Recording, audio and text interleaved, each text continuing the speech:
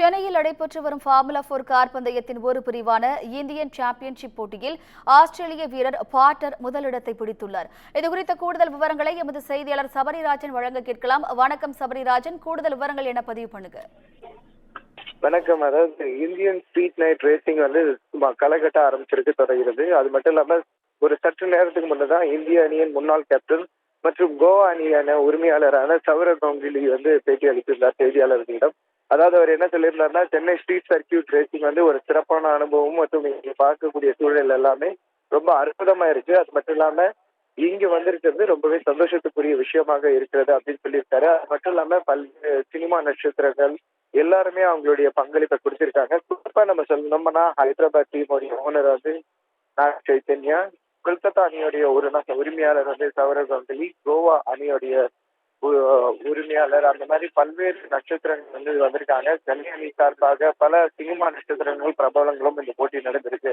இன்னைக்கு நடைபெற்ற குறிப்பா நம்ம சொல்லணும் ரேசர் சுற்றை பத்தி சொல்றோம். ஃபார்முலா 4 ரேஸ் 1 உடைய சர்க்கியூட் வந்து நடைபெற்றது. இந்த சர்க்கியூட் ரேஸ் போட்டிகள்ல வந்து ஒவ்வொரு வீரர்களும் அவங்களுடைய திறமையை காமிச்சிருந்தாங்க. இதுல குறிப்பா இன்னைக்கு பாத்தீங்கன்னா ஃபார்முலா 4 வந்து 25 நிமிஷம் பிளஸ் ஒரு லேப் யார் வந்து முதல்ல எடுக்கிறாங்களோ அவங்கதான் வெற்றியாளர் அப்படின்ட்டு. இதுல இருந்து ஆஸ்திரேலிய வீரரான ஹூபர்ட் வந்து கிட்டத்தட்ட 19 நிமிடம் 42 வினாடிகள்ல முதலிடத்தை பிடிச்சாரு. இதை தொடர்ந்து நம்ம பார்த்தோம்னா இந்திய வீரர் ரோஹன் மற்றும் மூன்றாவது இடத்தை வந்து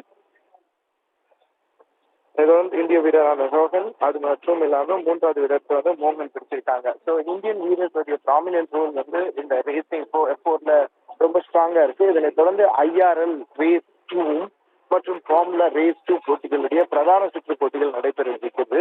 அது மட்டும் இல்லாமல் இந்த போட்டி வந்து இன்று நள்ளிரவு 12 மணி வரைக்கும் எப்படினாலும் நடக்கும் அப்படின்னு சொல்லியிருக்காங்க.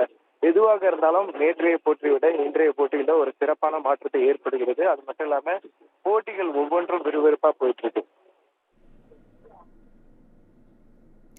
சபரிராஜன், இந்த போட்டியில தமிழக வீரர்கள் யாரேனும் கலந்து கொண்டனரா? அது பற்றிய விவரம் இருக்கா? பல்வேறு தமிழக வீரர்கள் இந்த போட்டியில பங்கேற்றாங்க. குறிப்பா நம்ம தமிழக வீரர்கள் வந்து தமிழ்நாட்டை மட்டும் நம்ம சொல்ல முடியாது. அது மட்டும் இல்லாம பெங்களூர்ல இருந்து நான் சொல்லியிருந்தேன் ஆல்ரெடி, கயில் குமரன், மலேசியா வாழ் தமிழரான கயில் குமரன் இந்த போட்டியில பங்கேற்கிறாங்க. இந்திய வீரர்கள் சார்பில் பாத்தீங்கன்னா நிக்கில் கோரா பங்கேற்றிருக்காங்க. அது மட்டும் இல்லாம லோக்கல் ஸ்டார் சென்னையோட வந்து சேத்தன் கரோடா பத்தி நம்ம முன்னதாகவே சொல்லியிருந்த அப்டேட் என்னன்னா, அவருடைய பாரா அத்லீட் 2 கால்களுமே கிடையாது. அவருடைய பங்களிப்பும் இந்த போட்டியில இருக்கு. ஸோ அது மட்டும் இல்லாமல் சென்னை அணியில இன்னொரு இளம் வீரரான முகமது ரியான் இந்த போட்டியில பங்கேற்று விளையாடுறாரு. ஸோ நிறைய தமிழகத்தை சேர்ந்த வீரர்கள் இருக்கிறாங்க இந்த போட்டியில. ஆனா இந்த போட்டியில எந்த அளவுக்கான ஒரு சாதாரண குடும்பத்துல இருந்து அடுத்த கட்ட பக்கத்துக்கு வர முடியும், சாதிக்க முடியும் அப்படின்றது ஒரு பெரிய கேள்விக்குறி. ஏன்னா இந்த மோட்டார் ஸ்போர்ட் ஒரு காஸ்ட்லியான ஸ்போர்ட். இந்த ஸ்போர்ட்ல எந்த அளவுக்கு சாதிக்கணும் அப்படின்றது பொறுத்து இருந்துதான் பார்க்க முடியும். கூடுதல் விவரங்களுக்கு நன்றி சபரிராஜன்.